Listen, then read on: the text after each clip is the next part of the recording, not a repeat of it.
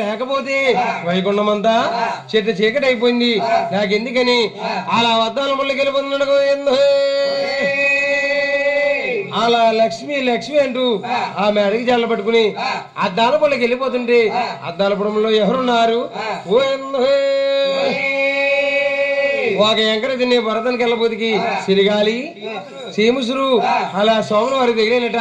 అలా గాలి దెబ్బలకి వాన దెబ్బలకి ఒక ఎంకర తినే భరతం మీద ఆయన సోమశీల పడిపోయాడు. స్వామి సిరిగాలి దెబ్బలగా వాన దెబ్బలగా సోమను వారి సిరిగాలి దెబ్బలకి స్వామి పడిపోయా.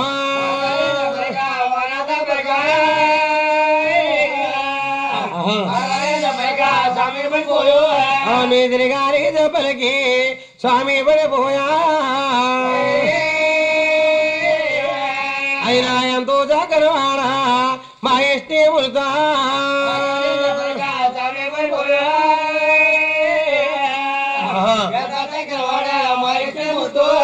ఆనాడు మహిమూర్తి గాలి దెబ్బలకి వాహన దెబ్బలకి ఒక ఎంకర తినే భరతం మీద అలా సొమ్మసిల్లి పడిపోయాడు. సొమ్మసిల్లి పడిపోగా ఆ పైన చూస్తే మరి కోహరపుట్ల పూసే, మరి ఆ పైన అలా గజనములు పూసే. మరి కోహరపుట్ల ఉన్న మహిమూర్తికి తిందామంటే తాగిదామంటే కట్టుకోలేకి వస్త్రం లేదు. ఆ కోహరపుట్ల ఉన్న మహిమూర్తి రే మనకు అవస్థ ఏమంటాం? పర్లేదు ఏమంటాం? రే మరి వైకుంఠ వాసుడికి ఆపద వచ్చింది. మరి ఏం చేస్తున్నాడు? తలదెళ్ళిపోతున్నాడు. అలా లక్ష్మి లక్ష్మి అంటూ అలా కోరిపుట్లో ఉండి ఇలా తలదెళ్ళిపోతున్నాడు. ఆ దారి మార్గంలో త్రిలోక జంజాయి నారదుల వారు వచ్చారు. నారదుల వారు వచ్చి అలా ఆలకించారు. పైన ఆకాశమా కింద భూలోకమా అక్కడ పరిశీలన చూసాడు. పరిశీలన చూసి ఆ లక్ష్మీదేవి మాలికెళ్ళాడు. అమ్మా ఓ లక్ష్మీదేవి, నీ ప్రాణాలు వైకుంఠవాసుడు కోరుపుట్లో కలిసిరాడు. ఆయనకి అన్నవారం వచ్చి పని చూడాలి అన్నాడట. ఆనాడు లక్ష్మీదేవి భర్త అంటే ఎటువంటి కొడుకులకైనా ఒకప్పుడు కొట్టినా ఒకప్పుడు తిట్టినా అలా జాలేస్తుంది. ఆనాడు లక్ష్మీదేవి ఇలా సోకారం పడుతున్నది. అదిగోదానవరాదా స్వామి నాదాను కోరి పూటలో కొరివేది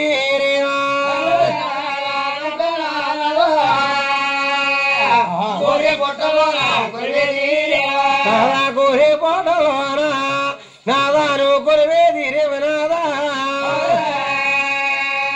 నీ కోతి నాది నీరేదా వైకుంఠవాసా.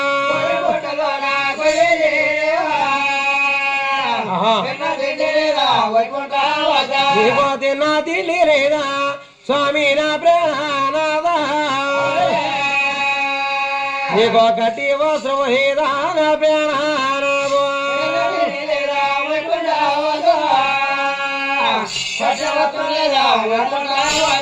ఆనాడు లక్ష్మీదేవి అలా శోకాపన పెట్టి బ్రహ్మా దగ్గరని ప్రార్థించుకుంది. ఆడ కదుకున్నారు. అమ్మా లక్ష్మీదేవి నేను కాక ఆయన కారణం పెడితెళ్ళి అన్నారట. అలాగే అనుమతికి అప్పుడు లక్ష్మీదేవి ఉంటుంది.